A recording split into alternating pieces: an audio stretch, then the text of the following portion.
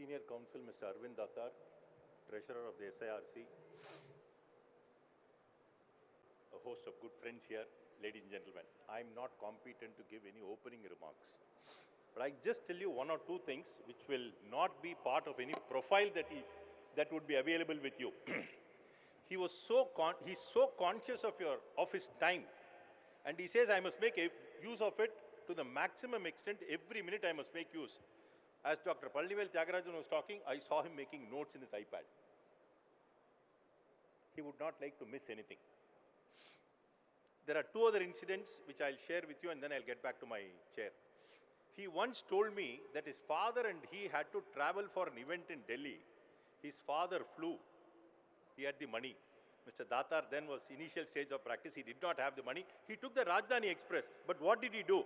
He said, I'll go to the upper berth and start writing my book on the Constitution of India. So conscious of his time. He gave me another instance where he said, look, traveling from my house in Anna Nagar to the court, I would rather go to the bus stand and wait for a bus where I get a seat, so that when the time to travel to the court, I will make some corrections of drafts or read something. That's the kind of a man, and therefore he scaled the peak, and he's the right man to talk about it. There's a lovely book called The 7 Legal Eagles in India. He features in one of them. What else you want? You can't get somebody better than him. Over to Mr. Arvind Datar. The rise is all yours, sir. Can't wait to hear from you.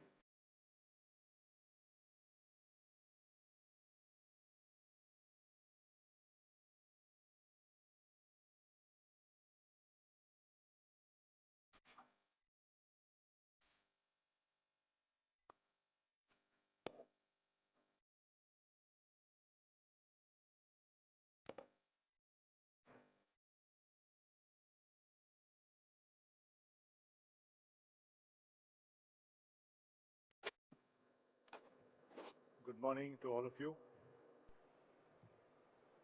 It is always a pleasure to speak at any conference, any seminar organized by the Institute of Chartered Accountants. It is the first time that I'm speaking in a stadium, which just shows how interested chartered accountants are in the developments that are taking place in various spheres. My predecessor speaker, Sri Palnivel Tyagarajan, mentioned that he had the unhappy experience of sharing slides which put people to sleep. It was a post-lunch session. I thought that I'll use some slides because the topic is of great importance. And I think since it's a pre-lunch session, the chances of people going to sleep are slightly remote. When my friend Ravi and the chairman of SIRC came to meet me to invite me to speak at this conference, one request was that I don't speak on law. They did not want me to speak on taxation or on the Constitution. But they said that in the audience, there would be a large number of people who are younger members of the profession and who would like to learn from my experience on something on professional development. Now, what I'm going to speak is not just for the younger members, but for all of us. This topic was suggested, and I think it is a good topic, by the chairman, scaling the professional peak.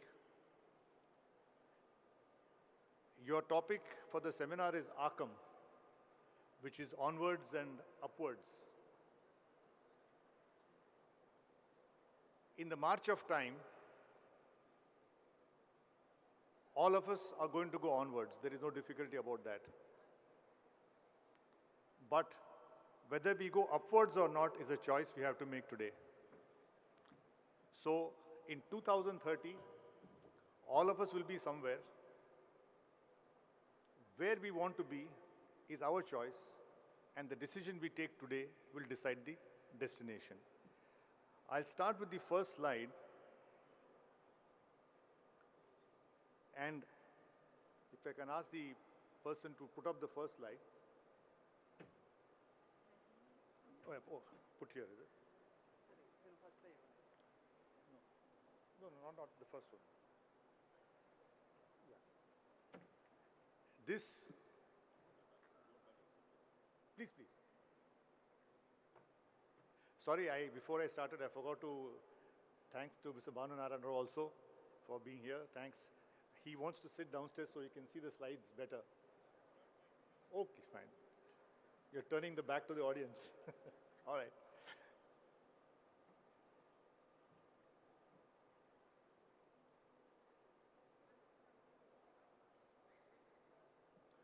Now, since the topic was scaling the professional peak, I thought symbolically it may be better to start with a photograph of a beautiful mountain.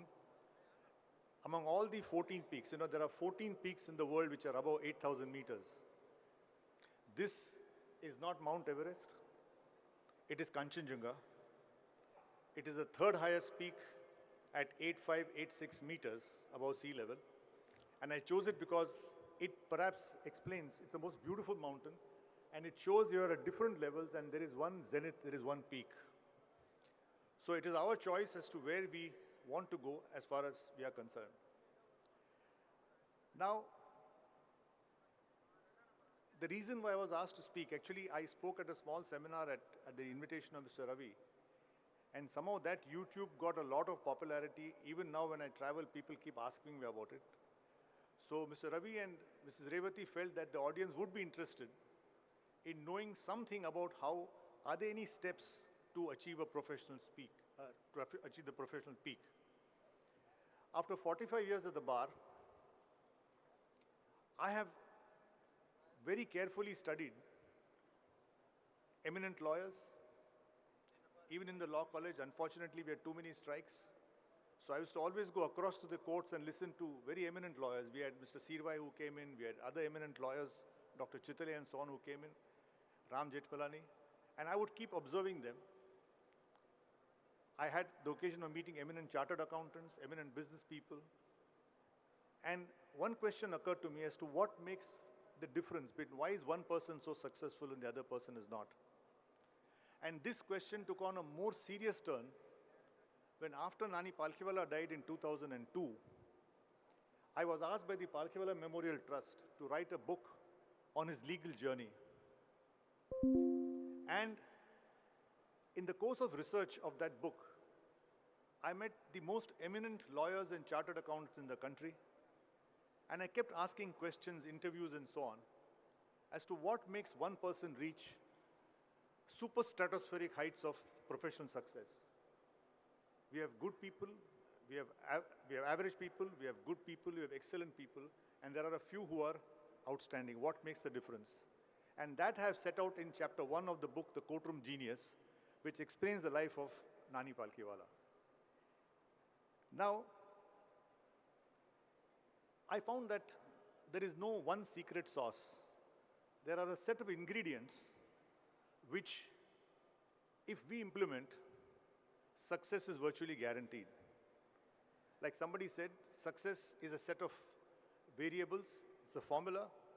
If you apply the formula daily, consistently, then success is guaranteed. And what are these steps? I'll go them one by one. I want to make clear at the outset, this is my view. This is based on years of reading of various professional success literature, self-help literature, listening to videos, listening to talks and so on. And I've tried to distill what I thought would be the few steps which all of us can easily emulate if we choose to do so. Now, the first step which I thought, if you read all the literature on self-help, on how to do well and so on and so forth, the one common feature, you see there are many writers who have different formulae for getting to the top. But if you study all of it, the one single common feature of every book, of every formula for achieving the professional peak is the need for a clear vision. This is the starting point, and there is a cynic who said that many of us spend more time planning a vacation than planning our career. How many of us have really sat down and written down a very, very clear plan of where we want to be? Now, people tell me, I want to be rich, I want to be number one, etc. That is all meaningless. there must be a formula which is completely precision. There's no point saying, I want to make $1 million. Want to make $1 million in what? By when? What is the method? So the first step which I wanted to mention is that there must be complete vision, complete clarity in what you want to achieve. You may decide to be a lawyer, then you may say, I want to be a criminal lawyer, I want to achieve the #1 place in criminal law, and so on. So the first step all of us have to decide is where we want to go. Unless we know the destination, we'll just be wandering generalities. As Zig Ziglar said, you have to be meaningful specifics. You have to be very, very clear precisely of what you want to do. And that's very nicely put by Nietzsche. In life, most men are content to pursue a path. Only a few pursue a goal. Think about it. We are chartered accountants, we are lawyers, we are pursuing paths. But do we have a goal? Introspect, and then you decide. Now, in all the videos I've seen, one of the most impressive is by Bill Beswick, who is the greatest coach in England. He coached the English football team and also the basketball team at one point of time. And he asks 3 critical questions which those of you who really want to follow it up seriously must ask yourself. He asked these 3 questions which are extremely critical. And he said, first question is, what do you really want? What do you really want? That's the clarity which I mentioned is the vision. It's a beautiful video. He's got Parkinson now, but he's still able to speak clearly. The second question is, how badly do you want it? How badly do you want it? That is, are you obsessed with it? Do you have a burning desire to achieve that goal? That is the second question which he asks. And the third question, which is perhaps the most important, what are you willing to give up? If you want to achieve Olympic levels of success, it requires Olympic levels of effort. It is said that to get to the top, there has to be an identity shift. If I want to be, say, an Olympic person, I can't be the same Arvind Datar. I have to be completely change my identity. And for that, I must be willing to sacrifice. The greater the goal, the greater the amount of sacrifice you must be willing to meet it. Many years ago, Ram Jetpalani came to the Madras High Court Bar Association, and he spoke about a criminal lawyer in Bombay, and he said that unless you're willing to work 16 hours a day, you might as well give up. So how much are you willing to sacrifice to achieve that particular goal? Now, in the course of my talk, I may give some examples. I speak from personal experience. This is not to show off or to say something great, but it's just to give an example as to what is possible as far as we are all concerned. So these 3 questions have to be critically answered. Now, one question immediately arises. It's very easy to say, have a very great goal. One burning doubt is, can I achieve that goal? Suppose I have an ambition to, let us say, give a simple example. I want to have an ambition to get into the Olympic team, simple example, or to make 1 crore rupees in a certain point of time. First doubt is, can I achieve it? Am I capable of doing it? And that answer is very beautifully put, and that should put to rest all your doubts. Bulwer Lytton put it beautifully. He said, you will not have a desire unless you are capable of its achievement. The implanting of a desire indicates that its gratification is in the creature that feels it. So once you have a desire in your heart, once you feel I can do some particular thing, you can take it for granted. You have the capacity to do it. It's just that you have to work it. And the reverse is true. You will not have a desire unless you are capable of its achievement. Now, Mr. Tyagarajan is a successful politician. I am not. Because he is capable of reaching the levels in political success, which I am not, because I don't have that desire to start with. So one very, very important point is, your heart will indicate what you're capable of.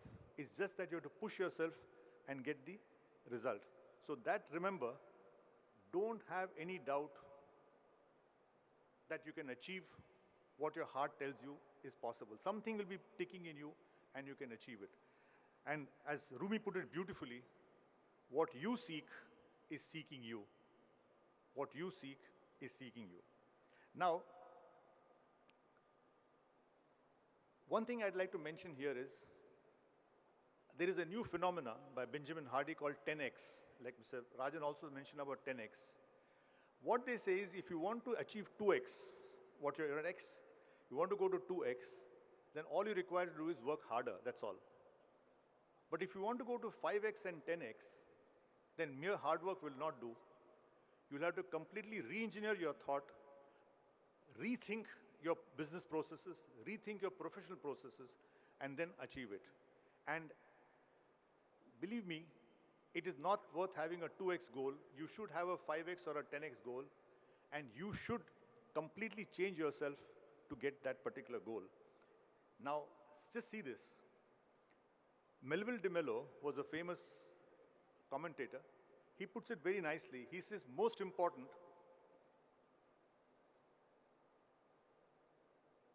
this I said earlier, you will not have a desire unless you're capable of its achievement. This is absolutely true. I'll come to some examples on that.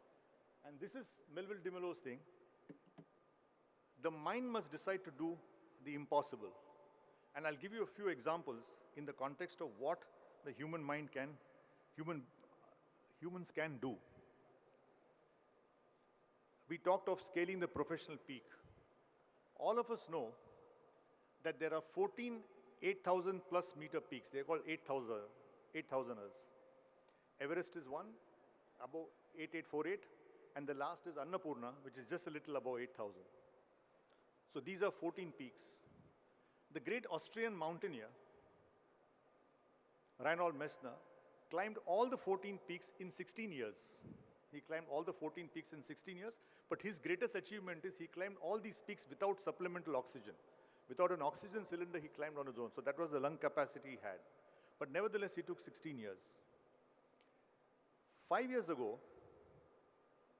a Nepali Sherpa, who was in the British Special Forces, a great mountaineer, he decided to climb all the 14 peaks in 6 months.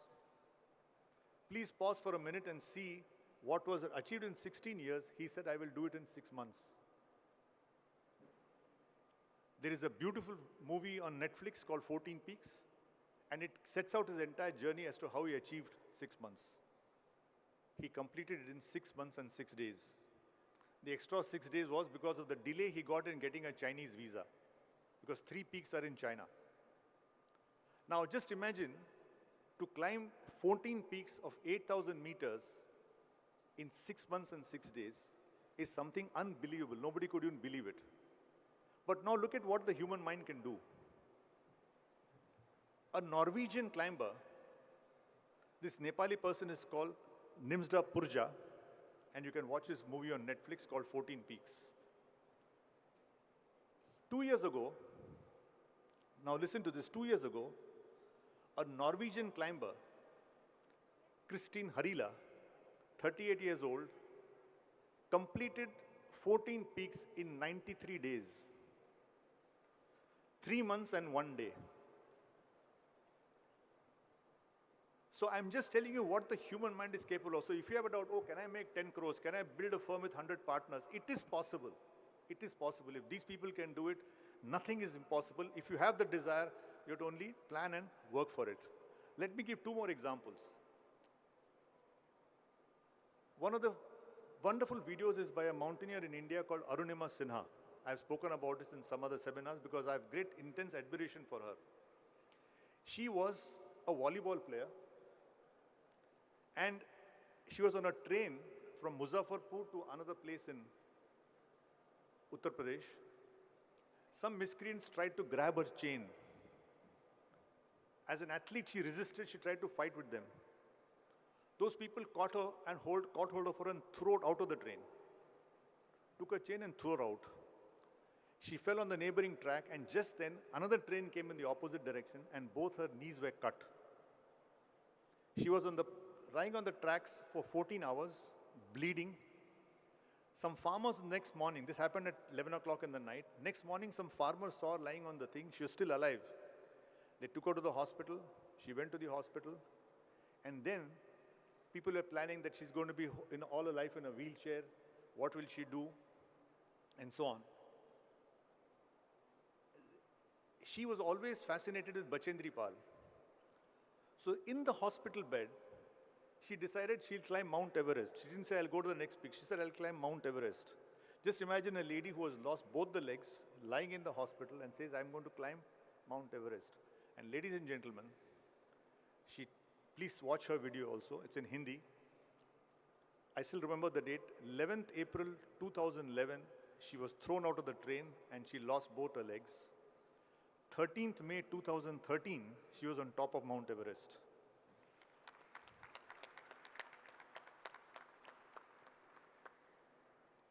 So, I just gave these examples because they fascinate me, they interest me and say that, look, sometimes we feel that we are not even living 10% of our potential. We are not even scratching of what we are capable of. So I give these stories to you to say, what is your own Mount Everest? What peak do you want to climb? And what is holding you back? Now, that's what Shakespeare says, the biggest traitor are our doubts. How is the killer of all dreams? Fix the goal and then work out the steps you have to get to. Now, I'll just give my own personal example, just to say how I also was inspired by these mountaineers. And so in 2022, at the age of 66, I always wanted to do a trek. Then I said that, look, why can't I do the most difficult trek in the world? Let me do the Everest Base Camp trek. My family was aghast. People said no. I had a back injury.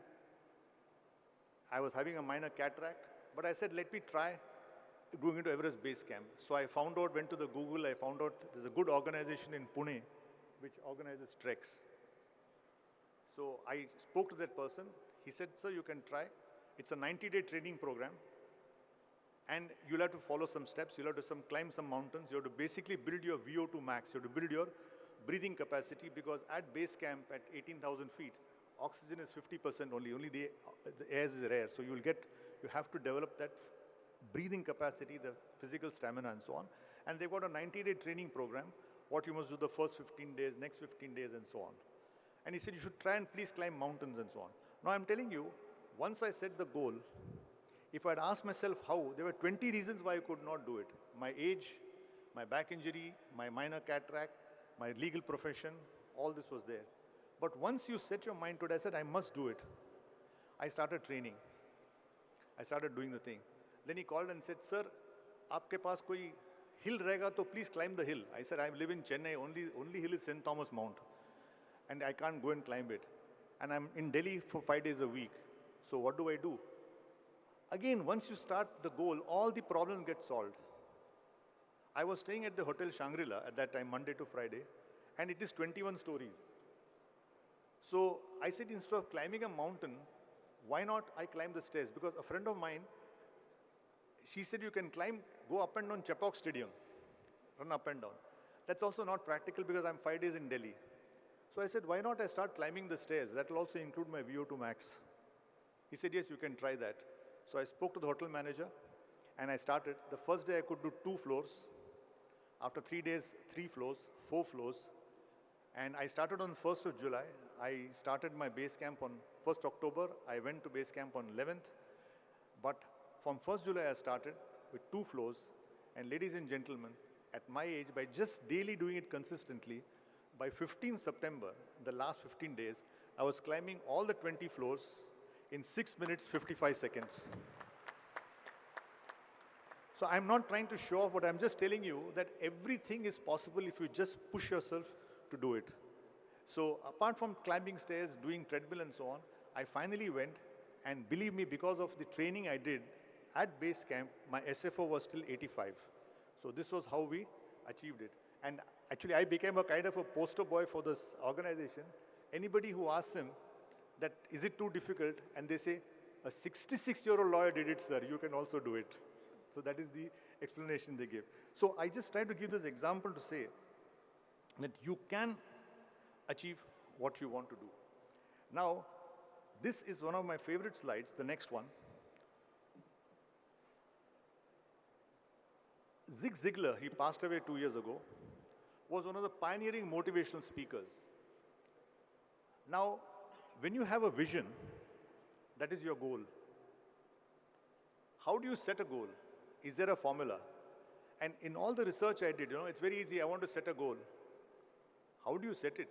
What are the steps? And Ziglar gives 7 steps. These slides are with you. You can see it at leisure. Because of constraints of time, I don't want to go into it, but I'll just tell you, he has a very beautiful definition of a goal. He says a goal is a dream with a deadline. If your goal is to write a book in 2 years, then it's a goal with a deadline. So the first step which he says, I'll just show the steps. I don't know if the slides are with you or you want to make notes, you can try it. Yeah.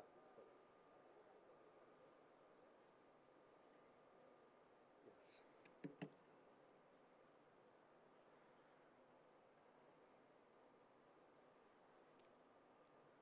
First is set your goal very clearly what it is.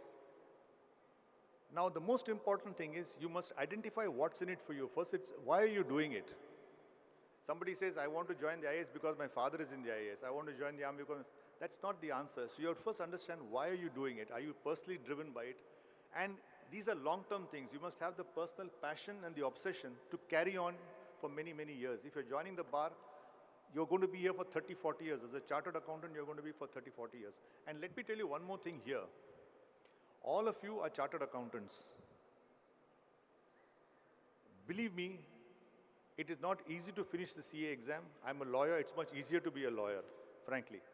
But once you're a chartered accountant, you're on a much, much higher level, and your ability to achieve your ambition is that much more. I'm not trying to flatter you, but let me tell you that once you're a chartered accountant, your potential to reach the peak is much, much more than in many other professions.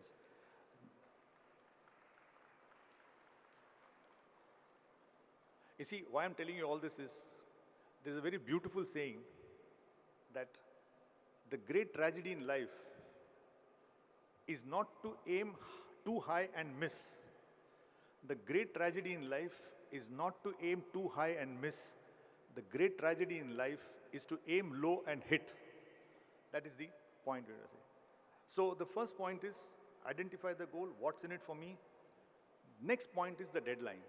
Next point is a deadline. So again, giving a personal experience, I realized that I read a lovely book on advocacy by a chap called Ozi Mazengab. Now, lawyers, I think, like chartered accountants also, we can't advertise, right? I think for you also, advertising is not permissible. At least it was not 40 years ago. Now, he says to a young lawyer, get known, young man. Get known favorably if possible, but get known. Now, how does the world know that there is one ex living who knows this particular subject? And in law, the only way was to write and to teach.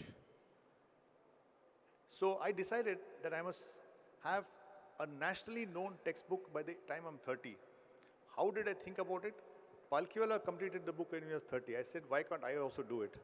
So I started my journey on writing a nationally known book. I decided that income tax, already great books are there. Central excise is a brand new field, it was growing. No book is there on central excise. So let me write a nationally known book. And Ravi gave the example of that GT Express which I went. I was going for the Grand Lodge function in Delhi and I didn't have money, so I was going by second class. I started writing my book, exercise book, on the GT train that day, not the Constitution book. And that's how. So I set a deadline of finishing it by the I was 30. I missed the deadline by 2 years. It took 32 years for some various reasons. But what I'm trying to tell you is, if I had not, and I didn't want to write something on Tamil Nadu Rent Control Act or something local. I said, let me write on a nationally known book, Central Excise Act. If I had not set the deadline, I would not have written it by the time I was 32. It's only because I set that target, I started working towards it from 86, and finally the book came to reality in 1988. So once you set a deadline, don't worry, you may miss it, but unless there is a deadline, you will not go into this. Another example was I set a target of writing 1 article a week. So 62 weeks I had a column in Business Line to help me get known, and I learnt a lot in the process. So all I'm telling you is, and this I learned because I read Ziglar in 84. And that's how I wrote down these 7 steps, and I would write out all the answers to it. So what I would request you is, write it out, and please sit down and answer each and every point very, very carefully. You may spend 2 hours, 3 hours, and please finish this. Then set a deadline. Third is identify the knowledge, tools, and skills necessary. So if you're going, say, the Everest Base Camp example I gave, which is the organization, what is the skills I require, what are the steps I require, that's the thing. What are the likely obstacles? And most critical is the plan of action. What is the plan of action from X to Y? How are you going to go there? If you're going to write a book, if you're going to, as a chartered accountant, you're going to do goal X, what will be the plan of action, which is the 7 steps. So these are 7 critical steps, and I don't tell you to just to flatter you or please you. If you follow these 7 steps, you cannot fail. And Zig Ziglar puts it very beautifully. He says, if I ask you to put 5 into 4, all of you can say 20. If I say 6 into 5, you can say 30. But if I tell you 685 into 786, you may not know it immediately, but you can take a piece of paper and you'll get the answer. Why? Because you know the formula. So any goal you set, you follow these 7 steps, you know the formula, success is at the end of the tunnel. Now the next point is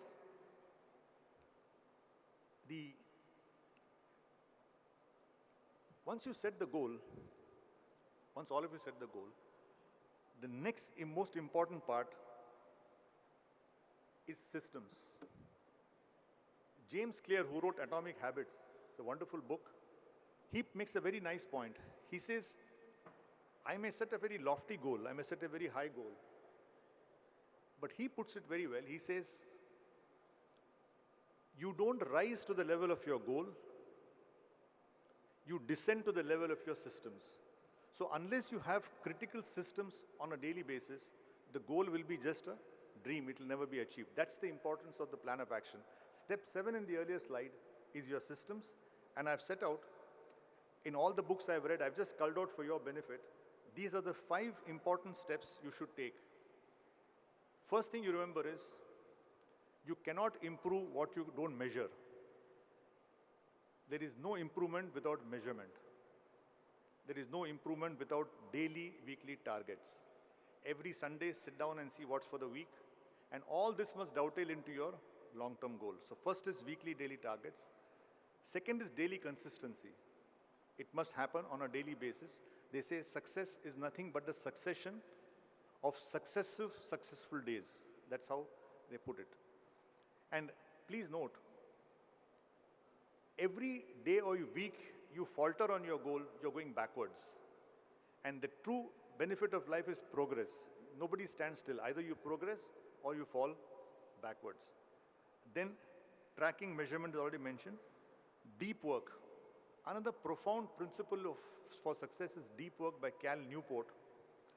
And I spoke at this at Ravi's seminar earlier. What deep work says is he differences between deep work and shallow work. Shallow work is the daily grind, the emails, the letters, the meeting people, etc. But the deep work is the time you allot to meeting your goal. If you're writing a book, then how many hours you can set aside for writing the book on a daily basis or a weekly basis. So please identify what is your shallow work and your deep work. The deep work is what will take you to the ultimate goal, and that is extremely important. And finally, this is the thing which I think is most important of all. And I learnt it from Muthiah, who is also a very prominent speaker. That is daily introspection. Every day at night, before you sleep, don't see your cell phone. If you want, you can do it earlier. But try to find out, am I better today than I was yesterday? How am I better today than what I was yesterday? I read another book which said that unless you make daily progress, you will not get anywhere. And mathematically it is said, if you improve 1%, then you are 1.01 today. Then tomorrow you are 1.01 compounded. And if you put 1.01 compounded for 365 days, you will be 37 times better than what you are today. That's mathematically, it's not physically possible, but that's the mathematical version.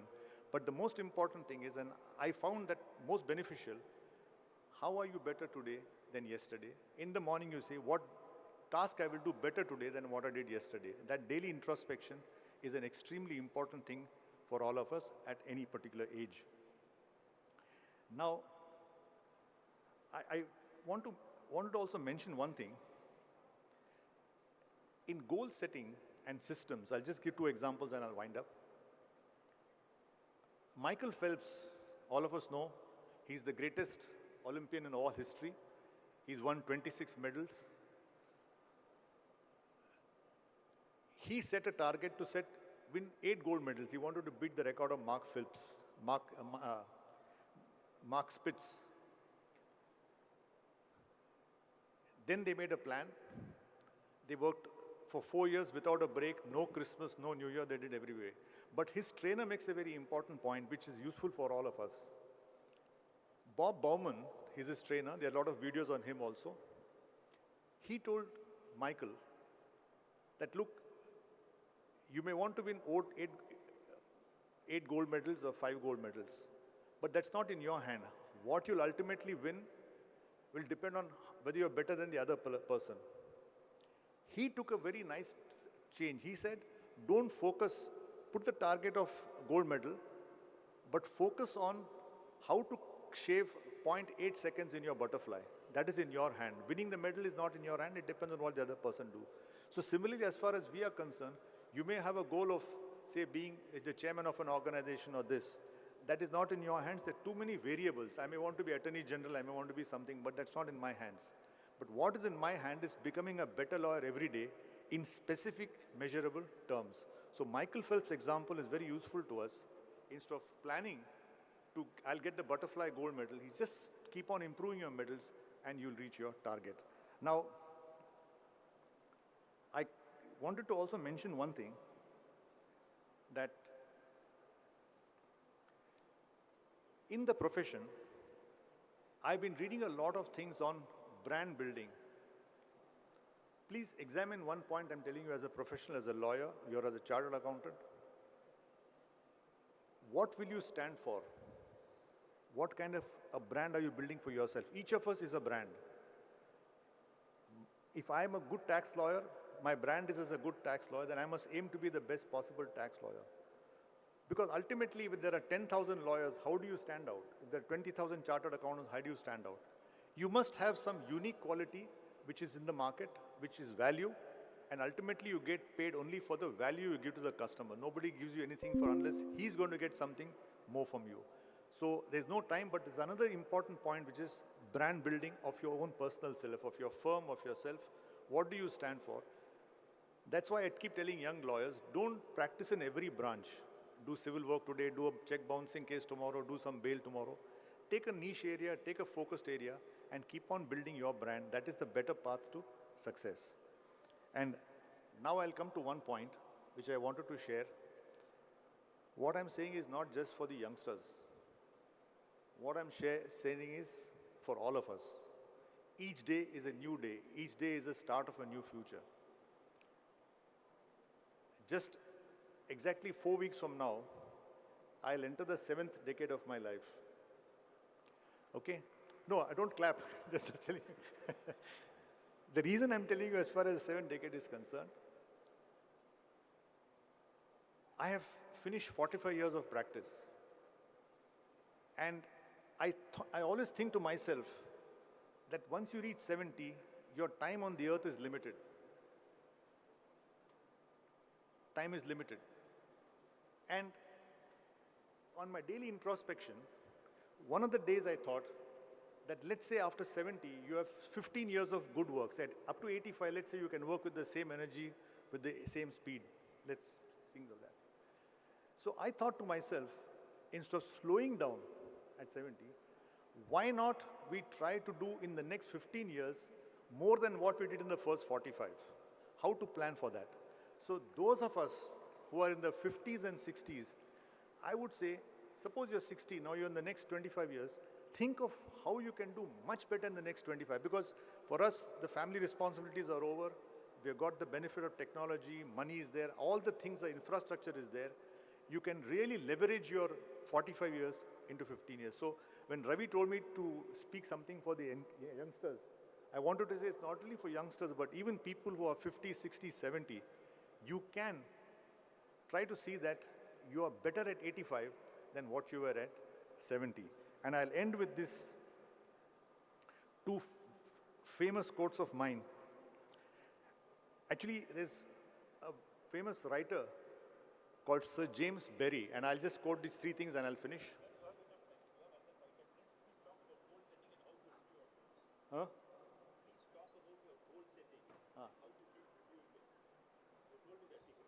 Okay. No, I'll finish one. Now, what Ravi wants to say is what you said, goals and how, in my personal experience, what I basically do is, I've now set from personal thing, I know where I want to be in 2030. Now, the basic thing of goal setting is to start from the backwards. See where you want to be in 2030, and then start working where you want to be in 2029, 2028, 2035, and so on and so forth. So once you start working backwards, then you know where you are. Now, right now, I'm almost 11 months behind schedule. I must confess that for various reasons. We had multiple judgment cases in Supreme Court and so on. But once you know where you are in 2030, you can start planning for that. And as an author, we have something called a publishing calendar. It's called a pubcal. So you must tell the publisher, one book will come in 2025, one book will come in 2022. So for people like me, we have got a pub calendar which is scheduled till 2033. So till 2023, we know what are the books we have to finish by what date. So what I personally do is, once I set a goal, I try to typically make 90-day targets. I learned this from KV Kamath of ICCI. I make 90-day goals and keep monitoring it. At the end of 90 days, what I have not done is carried forward, and I try to do, I finish it. Very often, I am behind schedule, but at least once I set 90, I'm at least able to do something. Now, I'll conclude with some remarks which I want you to ponder upon. I want you to think deeply.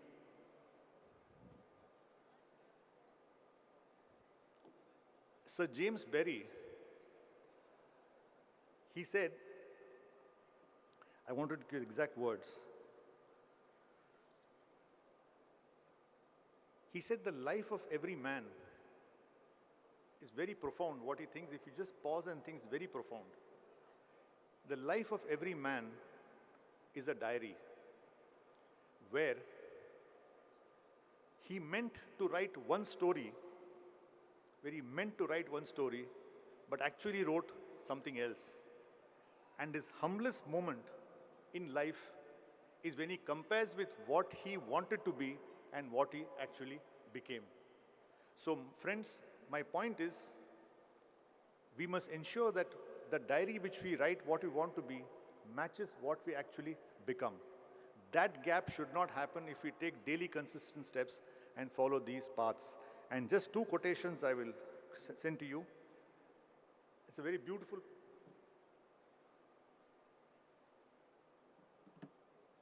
It's one of my favorite quotes.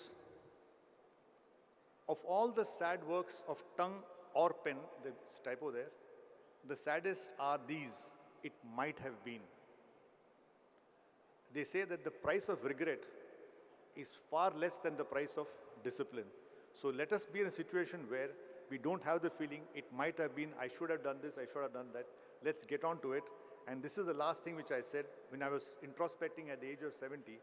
And this is what I read in a book. One day, all life will end. Until then, there is only one thing to do, which is to continuously fall in love with what you're building and who you're becoming. Let each day be a love affair with your future, and let us all work more and more. I've tried to explain what could be the steps to scaling your professional peak, and I sincerely hope that between this conference and the next, you will decide what your peak is to be and work towards it. Wish you all the best. God bless. Thank you so very much, sir.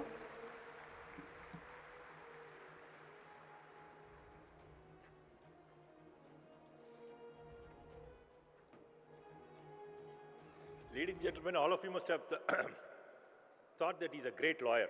Now you know he is a great builder of human beings. A lot of things I can tell about him. he said about the program that I conducted. I called 30 youngsters to sit around a conference table in Raintree. I have this, I don't know why, I have this thought that I must continuously keep developing youngsters. I don't know why. And when he said, look, I met somebody in the airport, Sudarshan Rangan, a young chap. I had invited him for that. He came. And he saw Mr. Datar one day in the airport and said, sir, you remember me? I was in that Ravi's program. Mr. Datar was shocked. He said, today, sir, I work for the UN advising countries on treaty negotiation. Young chap, must be about 36, 37. He traveling, crisscrossing the globe. In fact, what? Now, the biggest impact, he said, was that book that Mr. Datar suggested, Deep Work. That Arunima Sinha story, which he said it's in Hindi, there are English subtitles in it, Arunima Sinha on top of the world, Ink Talks. Please go through that. It's a 26-minute video.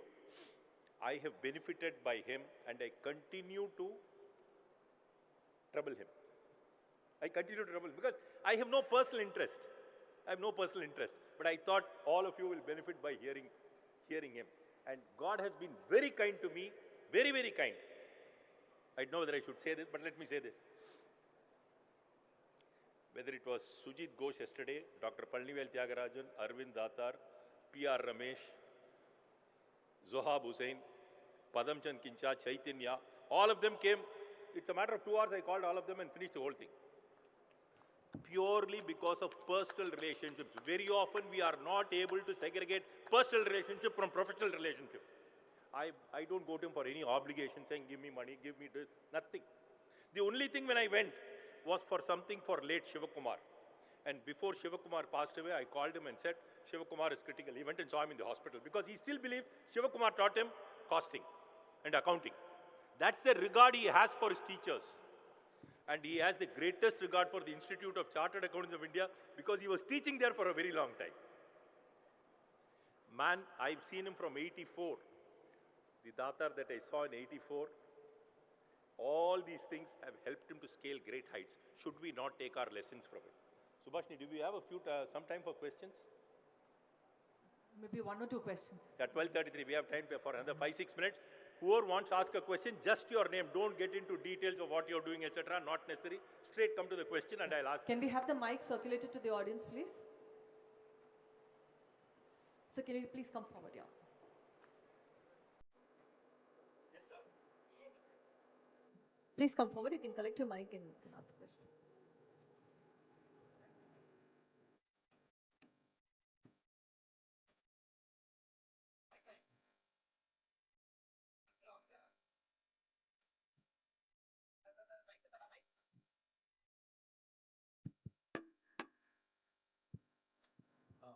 Hi sir, wishing you a very good afternoon. I am Venkatram from Coimbatore. I have a very specific question, sir. You gave us a lot of insights about deep work and building habits and how to actually measure the goals, set goals and all of that. Personally, this is a very personal question. Personally for you, as a lawyer, when you had to choose what you were going to pursue as a young lawyer, what were the factors that you took into in making the decision, sir? Because I am 26 years old and I am into practice, and like every other late 20 years professional, we all come across the conflict. There are a lot of interests we have. There are a lot of skills we have. Where to focus them on? Which area of practice to choose? And it would be greatly helpful if you could share your personal experience regarding it. Yeah. So I'll just share my personal experience. I was deeply influenced by the greatest self-help book, which is Think and Grow Rich by Napoleon Hill. And when I intended to go to the merchant navy like my dad, but because of medical reasons, I was disqualified. I wanted to start my own shipping company and so on. That's in that Legal Eagles book. I decided to be a lawyer. I was in Bombay, greatly influenced by Nani Palkhiwala. I was debating. So I decided I'll join law. Then I said I'll have to do tax law. Someone told me you should know accounting also, it'll help. So I decided to join law college in the morning and ICW in the evening. I couldn't join CA because the late Mr. N.C. Sundarajan told me if you're going to join audit office, you have to keep traveling for audit. So CA was out, so I did cost accounting. My father said, will you do both? I said, I will do it. So that's how I plan. And on a personal note, I joined the law college in 76. I should have passed out in 79, but because of strikes, we got passed out in 80. From day one, I decided I want to be a tax lawyer. But I was told that you should learn civil law. So in 78, I said that I will join the bar. I will work 1 year in a civil office. I will work 3 years in a tax office. And on the 4th year, I'll set up my own practice. And one important point is once you take a decision, don't change it. So I left on 1st March 84, Mr. Ramamani, who was my guru, with just 1400 rupees in the bank, a new wife. I just got married, and I set out on my own. And then the journey went on, and I had systematically planned everything. But for example, I had planned to leave 10 years to go to Delhi. It's the 10th year I'll shift to Delhi, but I couldn't because my son was young. He had some breathing issues. Delhi was highly polluted. I continued in Chennai. But right from day one, I'd been setting targets. I said my first book will come when I'm 30. I'll write a book on the Constitution. So all was systematically planned. Nothing happened by a coincidence. It came late. So in your case also, Steve Jobs put it very beautifully. He said, I am very happy of what I don't do as much as I'm happy of what I do. So once you decide to be, say, a criminal lawyer, then don't dabble into arbitration and this and that. Then stick to criminal law. And when I joined the bar, my senior in Natarajan, he told me a very important thing. He said, if you decide to be a cobbler, just be the best cobbler. So whatever you do, be the ultimate master. Because only then, and second thing he told me, which is for all professions, he said, never chase money. He said, money in a profession is a byproduct. It is not the goal. The goal is professional excellence. Money should be the byproduct. So these two lessons I've never forgotten. Thank you, sir. Hi, One- sir. Yeah. So I was deeply inspired by the session. I absolutely loved it, sir. So I work in the mental health space and take classes for students. And I have the goal of hitting the peak, and I'm enjoying my work a lot. But one of the biggest sacrifices I'm facing is not able to spend time with family or friends, how did you deal with those sacrifices of family time? Entire credit goes to my wife. Now again, a personal experience. I decided to write the book on excise. In fact, I started import control. I got it. It didn't succeed because there was no demand. I tried to write excise digest, but RKJ gave some copyright objections. So 2 projects failed. Then the final was central excise. We finalized the deal in Opapa Chinese restaurant with my publisher. He said, you write with a retired judge because you don't have any name. I said, no, either you write my name or don't. I don't. If you don't believe me, forget it. But I want only my name. And I said, nobody else will write the foreword or anything. It's just my name will be on the cover. Nobody else will be there. So I said, only Palkhiwala or Sirwai can write a foreword. Nobody. I mean, make ego what? I'm just telling you frankly what I'm doing. Now, in terms of sacrifice, when I started writing the book in 1986, October, when I went on this train trip, from 86 till November 88, I did not see a single movie.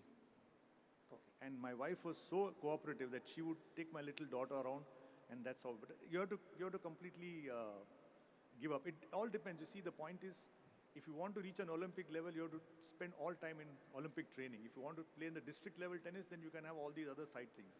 But if you want to achieve personal this thing, quit social media. There's no Netflix. I mean, you can watch occasionally, but it's just a single-minded goal.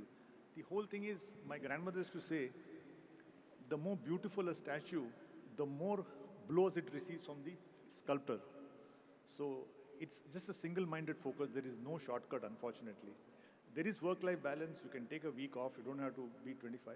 But you will have to substantially reduce, quote-unquote, extracurricular activities. Just a follow-up, how many hours do you sleep in a day, sir, on average? Yes. We all mentioned about Mr. Manoran also. One thing I want to tell the audience, thanks for pointing it out. The most important thing is sleep. That should never be compromised, whatever happens. If I take a late flight, then whatever happens, I don't compromise on my sleep. That's one thing I do. Thank you so much. Sir, I'm Vishnu Bharat from Bangalore. One last question. To excel in the profession, Is the knowledge is only enough, or you need public relations, oratorship, and what else you need to excel in the profession? Well, it's an interesting question. See, knowledge is completely important. But remember, knowledge is not power. Knowledge is potential power. The key is execution, how you execute your plan. Now, talking of public relations,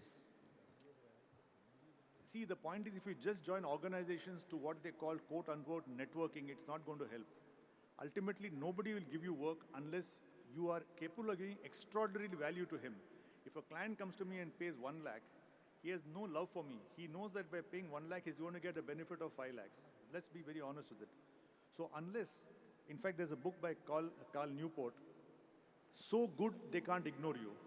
So unless you're so good, the market cannot ignore you. So public relations will follow. But if you push public relations alone, it's only a short-term thing. Many people join various organizations to get known and all that.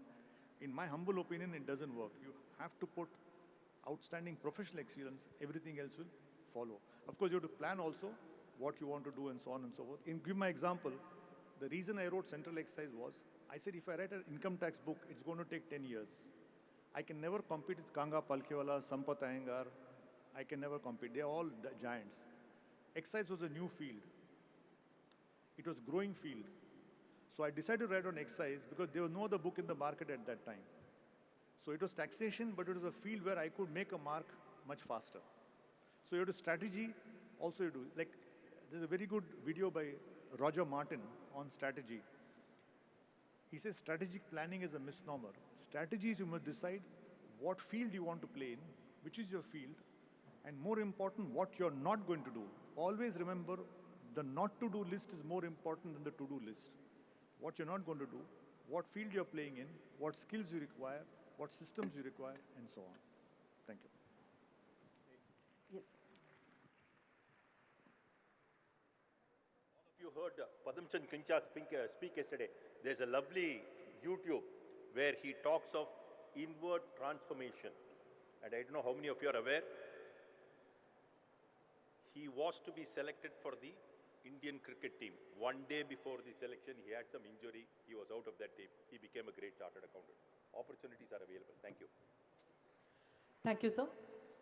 Thank you so very much for the wonderful session with a beautiful start with Kanchenjunga on choosing the peak to move upwards, being specific on goals, identify what you want, are you obsessed, and willingness to sacrifice. Datta sir gave fascinating examples to inspire us. We at SIRC have great admiration for Datta sir. He used to come or travel in a bus to take classes at our own SIRC Nungambakam, and today, he is the most sought after faculty to train the Chief Justice of India. Ladies and gentlemen, nothing less, train the Chief Justice of India. We are extremely grateful for putting all that secret mantras, number of books, videos, plus showing us all that is possible from your own life and giving it to us as easy as a peeled, cut, crushed banana. Thank you so very much, sir. We are sure we will get the goals, introspect, progress consistently, and get better every day. That was an inspiring, awakening, enlightening, thought-provoking, and life-changing session to fall in love with life and progress. Thank you so very much. Ladies and gentlemen, a big round of applause to Datta sir. May we now request CA Bananarayan Rao, Treasurer SARC, to present a memento to Datta sir.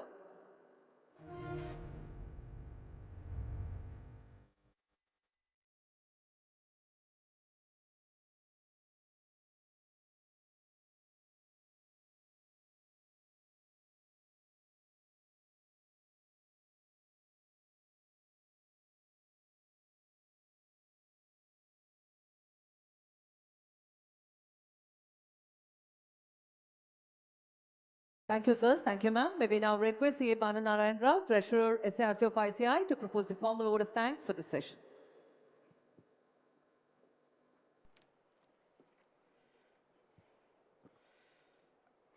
A very good afternoon, professional brothers and sisters.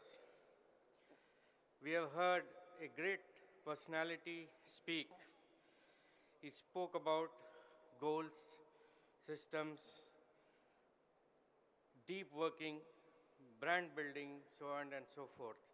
Sir, I took the risk of showing a bit of my back to the audience just not to miss your presentation. And it was a really wonderful presentation, very inspiring. If I ask the audience how many of them are married, I think almost all would raise their hands, right? Raise your hands, whoever are married. Excellent, sir.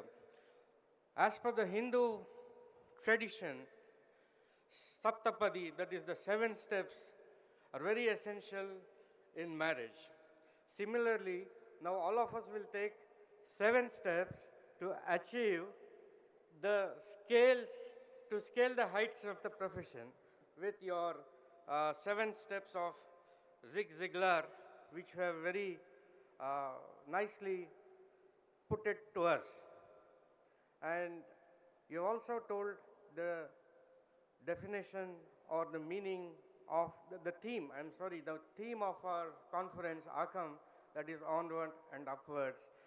You have said that we can always move onwards, like sitting on a conveyor also, doing nothing, we can move onwards. But you have given us the formula and the steps and the tips to go upwards. So onwards and upwards, we are all from now onwards going to not only go onward, but also upwards. And at my 60th year, I'll planning to do much more in the next 25 years as you have advised. Thank you very much. Thank you so much, sir. It was a pleasure to share the dais with you. Thank you, sir. Thank you for the wonderful session.